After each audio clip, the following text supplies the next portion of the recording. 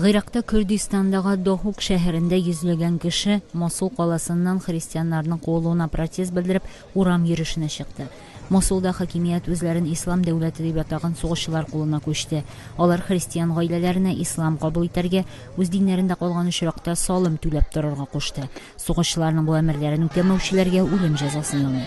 Дохукта урам җыен оештыручылар Гыйракның Күрдистан төбәге хакимиятләрен христиан качакларына ярдәм итәргә һәм халыкара җәмәгатьчелекне бу хәлдә ашыга чаралар күрергә чакырды.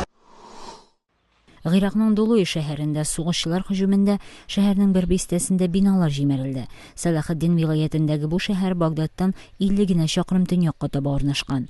Ай башында Гыйрак көчләре шәһәрнең бер өлешен кире үз контролена алган иде. Әмма кайбер хөкүмәт биналары әле дә үзләрен ислам дәүләте өчен сугышучы дип атаучылар кулында кала. Украинада җитештерелгән җиләк-җимеш һәм яшелчә компотлары, шулай ук балыкның Русиягә кертелүе тыелды.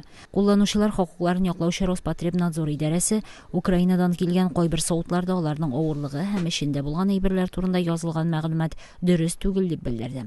Сәламәтлеккә зыян дип узган ел Рошен ширкәте тоталарында тыйганнар иде. Ширкәтнең җитәкчесе хәзерге Украина президенты Петро Порошенко. Түркменстанның көнчыгышындагы Түркменабад шәһәр мәчетенә уразага итү уңаеннан меңләгән кеше килде. Мөселманнар дөнья буйлап кичә һәм бүген Рамазан аеның тәмамлануын бәйрәм итә. Кайбер илләрдә бәйрәм 29 июль билгеләнә. Гаит намазы шулай ук Кыргызстанның иң зур мәчете саналган Бишкек мәчетендә дә узды. Анда бәйрәм вәгазен тыңларга дип 100 меңләп кеше җыелган. Гаит намазына хөкүмәт рәсмиләре һәм дипломатлар килде.